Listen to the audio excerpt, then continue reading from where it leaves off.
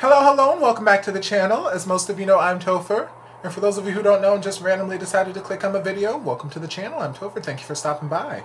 So we're here to do reaction, and we're getting back into In Love. We're diving into episode 5. That is the most recent episode released yesterday as of this recording. And yeah, I'm excited to see where things go. At the end of episode 4, Gino's boss finally was able to get in touch with him because he answered the phone accidentally when he was half asleep. And she was like, hey, I understand you're having issues. One of your coworkers told me where you are, so I'm gonna send you somebody to help you. The model who's gonna be the model for the ad that you're working on the commercial for, he gonna stay with you and write this damn script. And right away I was like, you know what? I need me a boss like this. I need to get me a boss who's going to send me a delicious model to come live with me at this resort for an indeterminate amount of time to help inspire my writing, amongst other things. So we're setting up the love quadrilateral between the model Derek, Gino, Alex, and Luis. So we're just going to dive in and see where things go.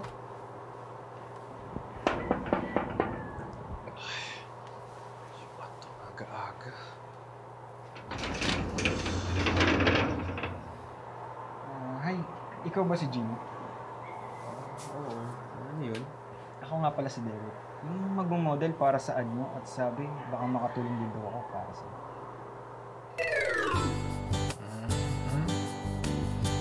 Alex didn't have no reason to be at his door because wasn't nobody knocking at Alex's door. His door was wide open. But Alex got some type of feelings. He got some type of feelings, and some man shows up at his man's door. He gonna be like,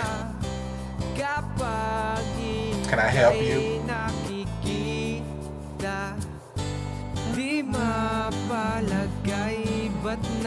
Nip. Sorry. The end of the last episode, I for whatever reason, he's the only person's name that I can't remember in the show thus far. I don't know why, because I love him. Well, Jesse too, I guess, but I haven't seen too much of her. But for whatever reason, Nip's name just wasn't staying in my head.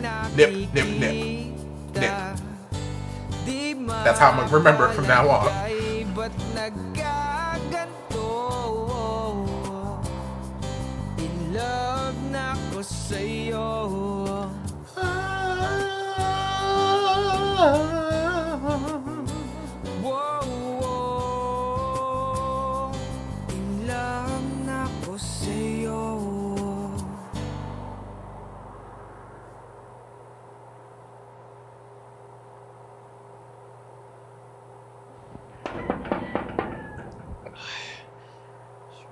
Aga-aga.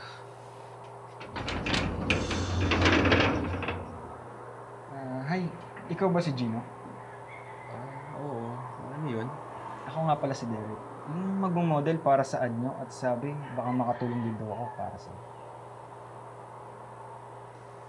Pwede na ba akong pumasok? I suppose so. Wait lang. Hello, Les. Hello, friend! Good morning! Kamusta ka? Les, bakit sabi nito ni... Ano ulit pangalan mo? Derek Ramos. Sabi nito ni Derek, dito daw siya sa kwarto ko kung nasan ako. Ah! Yung matangkad ba na cute? Ay, yes, friend! Ay, naku, sorry, hindi pala kita nasabihan. Eh, paano ba naman yung nag-reserve ng slot niya? Kaninang madaling araw lang din tumawag, tapos urgent daw. Yung social na nag-i-English, Miss Maya ata yung name. Miss Maya. Miss, bakit naman dito? Wala na ba kayo ibang available rooms? Ay, friend, kasi fully booked na yung TK Resort ngayon. Eh, kaya dyan ko naman siya sinama sa'yo kasi sabi nung Miss Maya, magkakilala daw kayo. Eh, magpapadala na lang ako ng extra mattress dyan, Besh. Wala na ba ibang choice? Pwede ko naman siya isama kay Alex, pero... Ay, wag na. Dito na siya. Okay, napadala mo na yung mattress. Bye. Ay? Okay na ba? Pa nga ba? Ay, sarap! Hoy, hindi mo kama yan. Pagpapadala ng mattress, dito ka sa Lapago. Wala pa naman dinadala eh. Pahiga mo na, please. Hi, sir. Good morning po. Sir Alex, iakyat ko lang po tong extra mattress sa kwarto po ni Sir Gino. Sige. Para sa inyo mattress. Para dun po sa isang guest, sir. Dalawa sila sa kwarto matutulog. Pwede yan? Well, yes, that's what the other mattress is for. Pwede naman po, sir. Fully booked na rin po kasi ang TK Resort for the whole week. Akyat ko lang po, sir, ha? So, paano ka ni Gino yung guest? Hindi ko po alam, sir, eh. Hanggang kailan yung guest? Hindi rin po nasabi, sir. Kaibigan sila, no? Siguro po, sir. I don't know. Let me do my job. Medyo malaki po kasi itong mattress. Akyat ko lang po. Sige. We can talk when I come back down. Lord.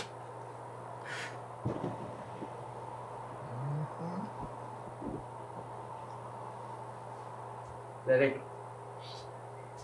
subukan mong tapusin yung script mamaya para bukas ng makalawa, pwede ka na bumalik ng Maynila. Grabe naman. Pinapaalis mo agad ako. Akala ko ba magmamahal din tayo? Kind of bonded you had in mind. Sabi kasi ni Miss Maya, tulungan daw kita hanggang matapos mo lahat. So, parang buntot mo lang ako. I'm sure. Basta, matapos ko yung script, pwede ka na mag-check out. Please lang naman to eh. Medyo refresh na yung ako. Mga after breakfast, gawin na natin, okay? Tinulugan pa ako. Did he actually fall asleep or does he just want you to stop talking?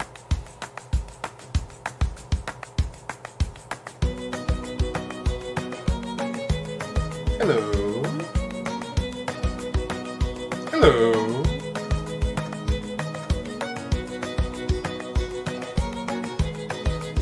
See, Cole is me. I just be running around giving all the hot shirtless men working out a drink. Oh, you look like you're parched. Here you go, baby. Cole is 100% me. 100. Like, no, my job description says I need to take care of my guests in any way possible, any way they need me to. Yes, Cole is me. Uy, musta, Drew? Uy, Sir! Tomas. Ito, inaalagaan ko yung mga halaman natin. Alagang-alaga nga lahat eh. Ay, salamat. Siyempre, ayoko namang mapahiya sa'yo dahil alam kong importante sa'yo itong resort. Amo, kiss ko na nga sila mama at papa eh. Siguro kung nabubuhay lang yon, matutuwa yun sa mga ginagawa mo. Panigurado, matutuwa siya mga magulang mo, Sir, dahil inaalagaan mo yung mga bigay nila sa'yo. Kaya nga, sinunod sa pangalan mo itong TK Resort, di ba? Tomas Katindig. Huwag ka nga maingay. Naman, no? Kaya yung second name ko lang yung ginagamit ko para local. Alam mo, namimiss ko yung mga nilalaro natin dati. Nung bata pa tayo. What kind of games? Uy, bakit? Pwede pa naman natin yung laro nun ah. Yeah, y'all can still play. Talaga? Papayag ka na maglaro tayo ng patintero kahit na lagi ka naman talo nun? Uy, wag ka. Gumaling na ako ngayon ah. Ano? Game? Aba, tatawagin ko lang sila, my loves, ha? Wait ka lang dyan. Oh, sige. All I know is playing games is how Gav and Kai fell in My love, loves. so I support My this. loves, busy ka ba? Hindi naman masyado my love, why? Laro tayo patintero. Ha? Ano ba yan? Seryoso ka ba? Oo. Di ba, nabanggit ko nun sa'yo dati na lagi kami naglalaro ni Tomas ng tumbang preso at patintero? Nagkayaan maglaro eh. Tapos hayain ko na raw kayo. Sige na nga. Did he say to invite her? Oy, friend! Nag-exercise ka na ba? Naku, Les, busy ako. Mamaya na yan. Sumama ka muna sa amin. Dali. Let him write this script, woman! Ay, uy! Sumama ka na rin. The more the merrier. Uy, Alex. Uy, Luis. May gagawin ka? Wala naman. Ikot-ikot lang. Ciao! Sakto. Sali ka sa amin. Saan? Magpapatintero kami nila doon. Love Octagon Game na! Game! Love Quadrilateral in full force, and then we got the other two, so that's 6-sided, so love 4, 5, 6. Hexagon. Uy! Cole, Nip, come here. Oh, Octagon. We're back to the Octagon now. Siguro naman marunong kayo magpatintero. Yes, ma'am! Yung good! O, kampiyan na. Sino magkakampi? O, kampi na kami na Cole tsaka Nip. Sa amin na rin si Alex. Aba, sige kaming apat na magkakampi. Oh, Are sige. you guys ready? Ready! Ready!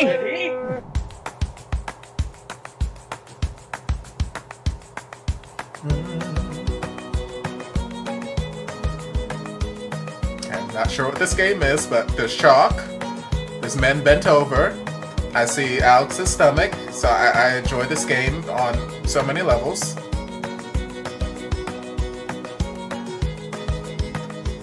Hoy, marunong ka ba talaga maglaro ng patintero? Ako pa ba? Sabi mo nun. Praise Jesus. Ang ginagawa mo? Pagpapawisan ako eh. Mas okay na yung ganito para mas madaling gumalaw, di ba?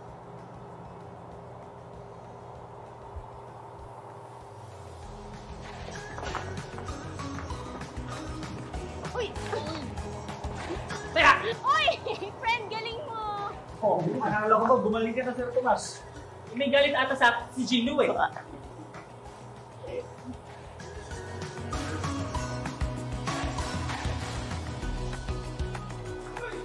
Derek!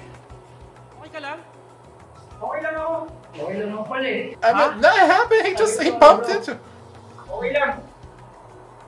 Sige, ito yung game plan natin. Ako yung nasa unahan, ikaw yung patoto, ikaw yung nasa gitna, at ikaw yung nasa dulo. Praise Jesus. Uy, Besh! Parang gusto ko magpataya kay Alex. Oh, my loves, nandito pa ako, oh. Nakakaya naman sa'yo. I mean, Drew, go ahead and take your shirt off too. It's Ready fine. na ba kayo? Yes, sir. 1, 2, 3, game!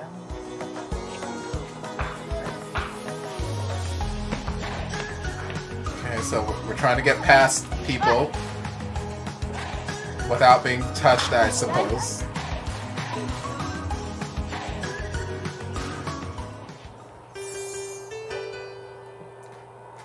Now, I don't know anybody who falls backwards like that, but you know what? I'm not upset about it. You feel all up on his chesticles. Yes, ma'am. Praise Jesus. What's the meaning of this? Ba't kayo nagkakasiyahan? Naku, wala ka. Naglalaro kami ng patintero. Sayang naman. Bakit hindi niyo ako tinawag? Ano kayo sa Sir Luis? Sir, bakit hindi niyo naman ako tinawag? We already had 8 people. Anyway, medyo busy rin naman po kasi ako sa mga tasks dito sa TK Resort. Anyway guys, thank you. Na-enjoy ko yung laro natin. Next time ulit. Yes, sir. Friend, pwede magtanong? Ano? Anong meron? Mm-hmm. Ano to? Tungkol to sa kanina, no? Wala. Patisod lang yung paa ko, kaya ako tumumba sa kanya. Promise? Walang something? Oh, there's something. Wala. Kung meron, sasabihin ko naman sa'yo, di ba? Sa bagay.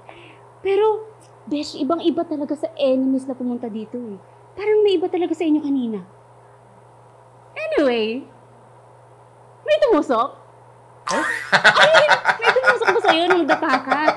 Yung mga bato, baka tumusok sa likod mo, hindi ka ba nasaktan? I'm sure.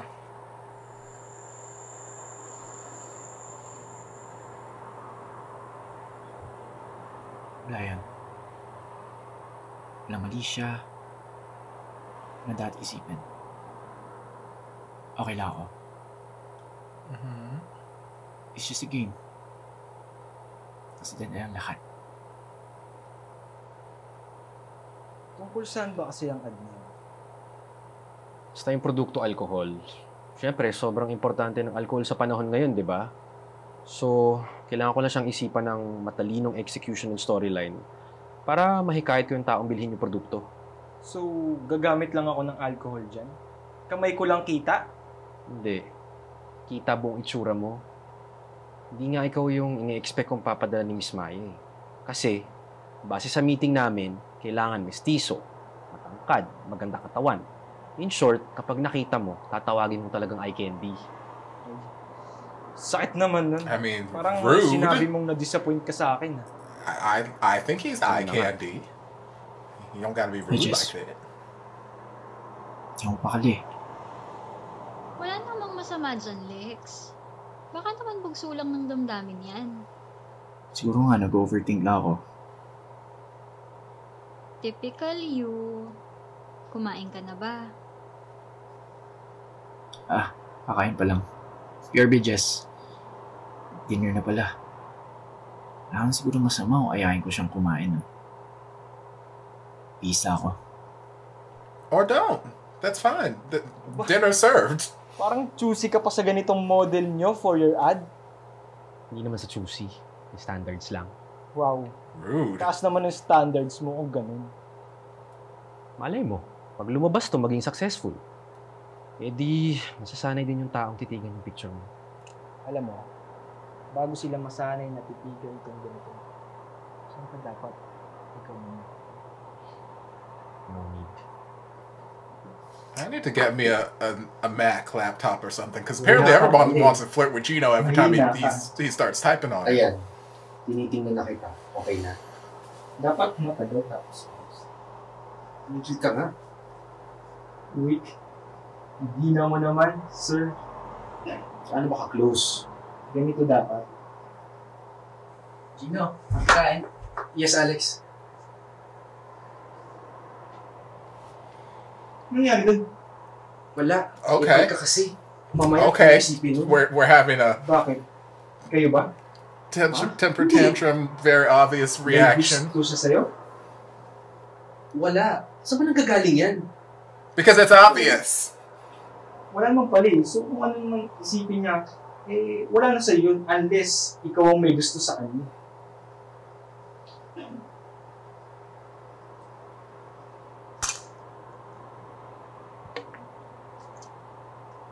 Alex?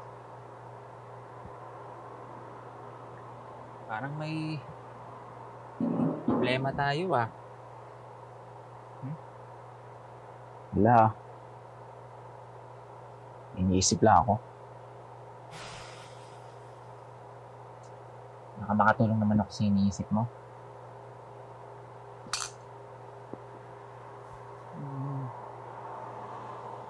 Hindi ko maintindihan yung nararamdaman ko eh. Parang may nararamdaman akong hindi naman dapat. Tapos di ako sigurado.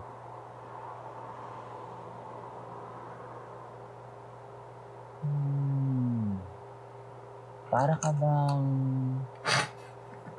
natatay? Joke lang. Sana ngayon na lang nararamdaman ko.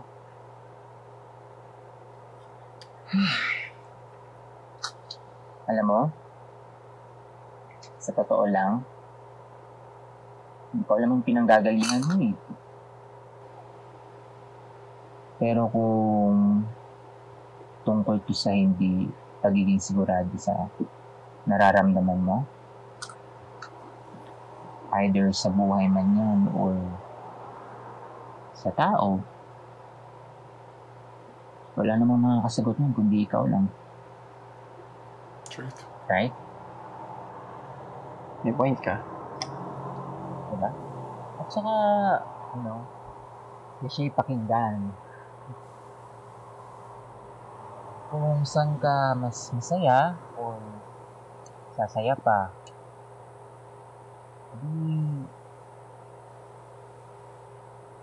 sundin mo lang yung nararamdaman mo. Basta ha, ang golden rule, wala ka dapat nasasaktan tao. Salamat ah. Appreciate it. Kano?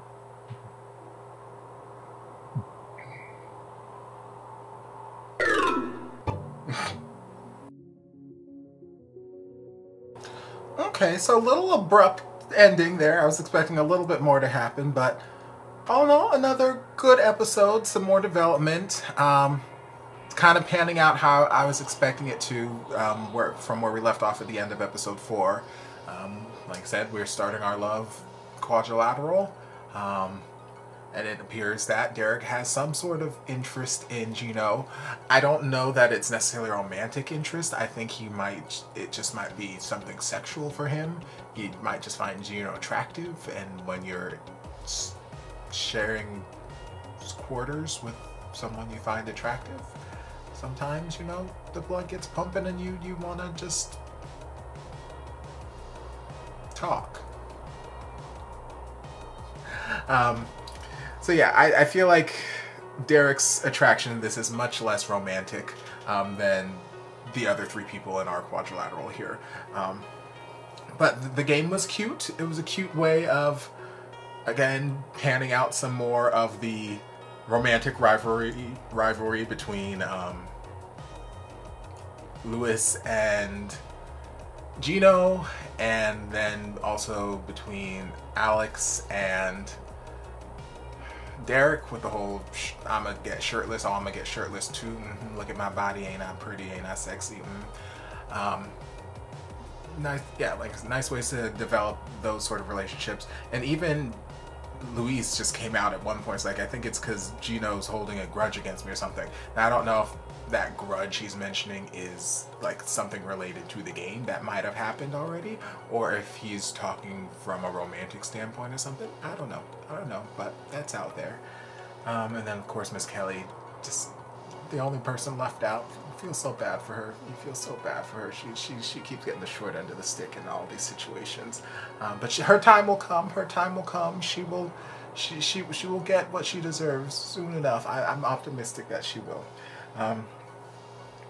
But yeah, like obviously the fall onto Alex was choreographed a little conveniently, I'll say. I've never fallen a day in my life in that manner, directly on my back to be perfectly underneath another person. Like it just felt too perfectly staged, that fall. But I'm not mad at it. I'm not mad at it because you put cute boys on top of each other.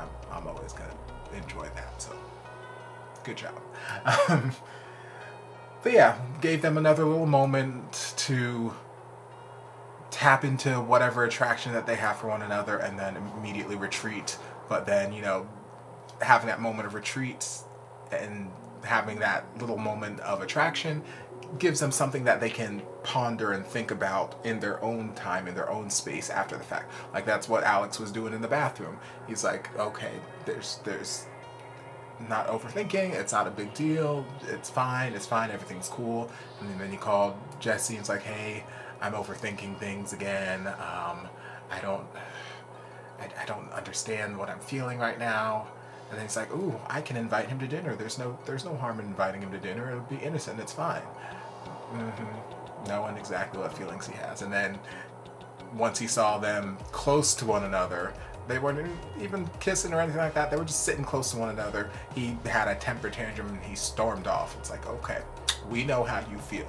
We know everybody in this damn resort can see how you feel except for Gino, apparently. Because he's feeling the same way and love makes you blind as hell. So love got Gino all kinds of blind and he can't see what's right in front of his eyes that everybody else in the damn resort can see. So hopefully it comes around. I don't know how many episodes are slated for this season, if it's gonna be just the one season and that's a whole series, or if they're planning for, you know, more seasons. I guess they're probably waiting to see how this pans out before they plan for future seasons. Although I feel like it's getting a pretty good reception. I feel like I've seen quite a few reactors reacting to it, and the episodes are getting decent numbers of views, so I feel like there's no reason why it wouldn't be successful and potentially be a second season at some point in time. But yeah, I don't know how many episodes are slated for this season, so I don't know how fast the storyline is supposed to be progressing. Normally, like I said, all the other shows that I've watched thus far have already been done, so I know how many episodes there are ahead of time, so I can kind of gauge where the storyline's going, when we're reaching that big climactic moment, or when we're kind of filling time, or, you know, doing backstory and whatnot. Here, I don't know. I'm just kind of flying by the seat of my pants, and it's weird. I haven't watched a show like this in a very long time where I didn't know ahead of time how many episodes were in the season, and it's weird, and I just got to deal with it because I got to get used to it for when Game Boys comes out. Oh Lord. Yeah, good episode, and then there at the end, Alex and Luis were having their little moment where Luis was just listening and giving Alex some advice, and very good advice. Basically, whatever you're feeling, nobody can answer those questions except for you. Like, I can give you whatever advice in the world, and it's the same. Like, I've said that before. Like, I can give advice to people till the cows come home, but at the end of the day, I can't explain what's going on in their head, what's going on in their heart, and I can't tell them what to do. I can just theorize and tell them what I potentially might do in that situation. So we just gotta wait and see where things go. Obviously, Gino and Alex are my ship here, and like I said a couple episodes ago, I would be fine if Alex ended up with Luis, but now I'm like, meh, I'm not so much here for Alex and Luis. Like, it seemed like a good idea at first when Luis was just a sweet, nice guy and whatnot, but then once all the jealousy stuff started coming out, which again, I get where it's coming from, because he sees Gino as a threat to his potential relationship with Alex. But yeah, now seeing that, I don't feel like they're writing the storyline for Alex and Luis to end up together. Who knows, maybe Luis will end up with Derek. But yes, Alex and Gino are my ship, and I'm just excited to see where the ship goes, where the ship's gonna sail to. But anyway, hope you guys enjoyed this reaction. If you did, don't forget to like, comment, subscribe, share, turn on notifications so you'll be notified when all my shenanigans get posted. If there's anything else you'd like me to react to, be sure to leave it down in the comments. I'll get to it as soon as I possibly can. If you'd like to support the channel in other ways, you're more than welcome to join us over on Patreon. You don't have to, but you're more than welcome to if you want to. And I'll see you guys in my next video. Love ya. And before you guys go, a shout out to my amazing patrons. I can't begin to express how thankful I am for your support. And if you guys would like to join us over on Patreon, the link is down in the description. Love you guys.